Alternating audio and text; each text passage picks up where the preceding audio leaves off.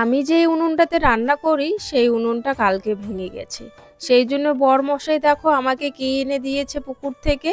পুকুর থেকে ১ carry bag কিন্তু আমাকে মাটি এনে দিয়েছে। এই মাটিগুলো ভিজে আছে। তো এই মাটি দিয়ে আমার উনুনটা লেপতে কিন্তু বেশ ভালো হবে। মাটি আর আমাকে এক্সট্রা করে শুকনো মাটি মাখতে হবে না। এই মাটিগুলো কিন্তু মাখতেও হবে না ভিজে আছে যেহেতু। একটু করে মাটি নিচ্ছি আর সাথে জল দিয়ে আমার এই ভাঙা উনুনটাকে ঠিক করে নিচ্ছি। আর আজকে আমি রান্নাবান্নাটা আগেই করে রেখেছি। জানি যদি আমি একবার কাজে হাত দেই আমার এই কাজ কিন্তু এখন হবে না। কাজটা হতে একটু দেরিই হবে। আর ছেলেমেয়ে বাড়িতে আছে, খেতে যাবে একটু পর, সময় মতো খেতে না দিলে আবার মনটাও আমার খারাপ করবে। সেই জন্যে রান্নাবান্নার কাজটা আমি আগে করে নিলাম। তারপরে আমার এই ভাঙা উনুনটা ঠিক করতে লেগে পড়েছি। আর কাল তো আমি গেছিলাম মেয়ের স্কুলে বসন্ত উৎসবে। তোমরা দেখেছো ভিডিও। তো বসন্ত উৎসবে যখন যাই বেশ ভালোই লাগছিল। মেয়ে তো অনেক খুশি।